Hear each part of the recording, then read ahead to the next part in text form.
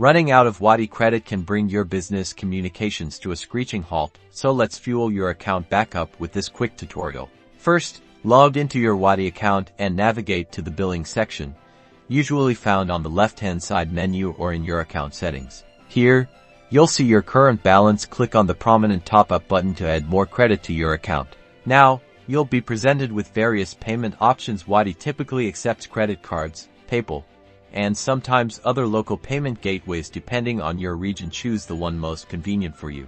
Next, enter the amount you wish to add to your Wati credit. Keep in mind that there's usually a minimum and maximum top-up amount, clearly displayed on the screen. If you're using a credit card, fill in your card details carefully, paying close attention to the expiration date and CVV code. Rest assured, your payment information is secured through encrypted connections. Once you submit your payment, you should receive a confirmation message indicating a successful transaction. Check your account balance. It should now reflect the added credit. If you encounter any issues, such as a failed payment, double-check your payment details and ensure sufficient funds are available. If problems persist, Wati's Help Center and customer support team are there to assist. You can find answers to common questions or reach out to support via email or chat.